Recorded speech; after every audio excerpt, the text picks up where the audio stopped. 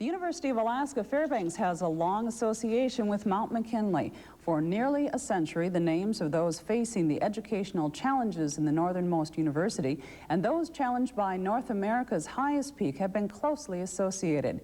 UAF's first president, Charles Bunnell, created the seal of the university in Mount McKinley's image. The mountain inspired Bunnell to create the school motto, Ad Sunum, which means to the summit, as a means of challenging students.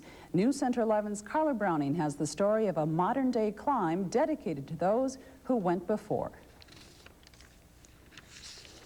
A combination of history and science will meet as a team of 8 representing UAF's Northern Studies program make their month-long journey to the summit.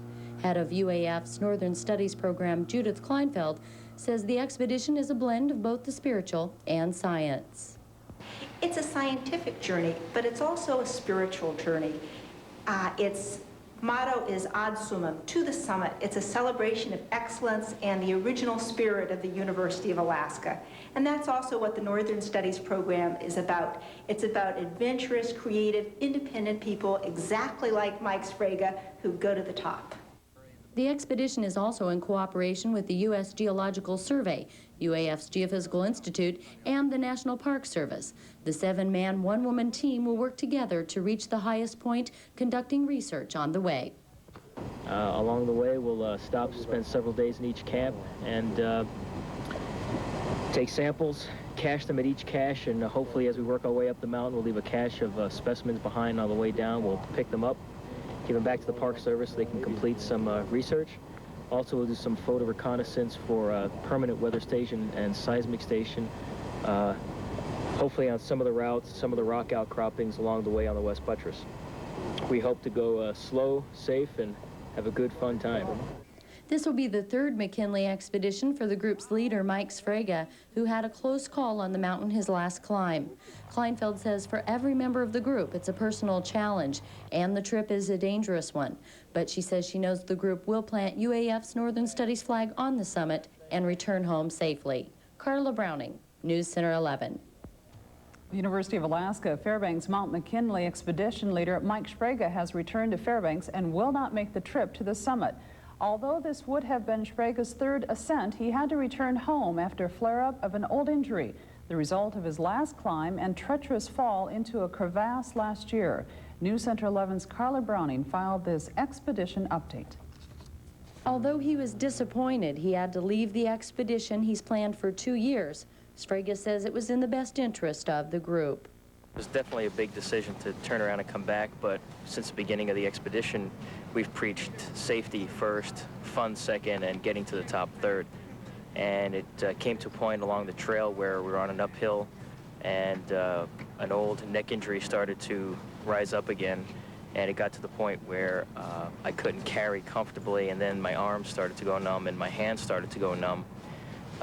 And to the point where I was concerned if somebody went into a crevasse or something, I wouldn't be able to help them. On Friday, in another group, 2 climbers died and 2 were injured while climbing the southwest buttress of Mount Hunter. Sfraga says the danger really hit home for the entire group. This team has the right attitude. They're having fun up there, but they're incredibly serious. And knowing what could happen up there and seeing what could happen up there, as much as you don't like thinking about it, you do every time you put the rope on you because you want to make sure that you're safe. So they are very, very cognizant of the fact that anything can go wrong at any time.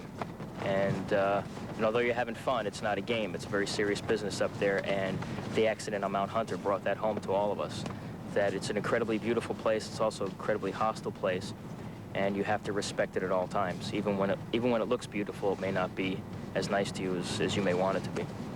Sfraga says he has total confidence in the team of 6 men and 1 woman, and although he's disappointed that he could not continue, it doesn't take the spirit out of their goal to reach the highest point. Carla Browning, News Center 11. Has returned to Fairbanks over the weekend, leaving the 7 remaining team members to finish the mission. News 2 reporter Ken Jernstrom spoke with Sfraga today and files this report. What started out as a routine expedition of Mount McKinley using the historical route of Terrace Moore's 1951 landing on Klahitna Glacier turned into a daring rescue Friday of 4 climbers in another party, which 2 were killed. One of the injured was flown to Anchorage for treatment of a broken leg. The other, Dave Sauerman, was treated for injuries that were more serious. He was in very bad condition. He had severe hypothermia, severe facial and head injuries. It looked like severe frostbite to his hands. He had been laying at the base of Mount Hunter at 7 in the morning, and we got him at 10 at night. Those climbing rangers risked their lives to go back in and get that climber, and they did a heck of a job. Mike Sfraga headed the university's research expedition and says the climbers in the other party were warned of the dangers of Mount Hunter's West Ridge because of the hazardous avalanche conditions that existed there. They had been talked to by the base camp manager, Annie, about the conditions on Mount Hunter, which were very severe, prone to avalanche and just bad conditions for climbing. They reviewed it, I guess, as a team and decided to carry on and go to Mount Hunter. The dangers of climbing are always present, and unless climbers are not in top condition, it can create problems for the team. And that is why Mike Sfraga, who suffers from a neck injury he received last fall, turned over control of the expedition to Philip Marshall and Greg Bunker. You know, Greg was with me when I fell in. In fact, he and Life Skippiness, who's on this trip, are responsible for me still being standing here and talking. So, you know, with a background like that and their mountain savvy and their ability to think through critical issues, this team will be just fine. That's why I left Greg and Phil Marshall in charge. Reporting for Fairbanks News 2, this is Ken Jernstrom.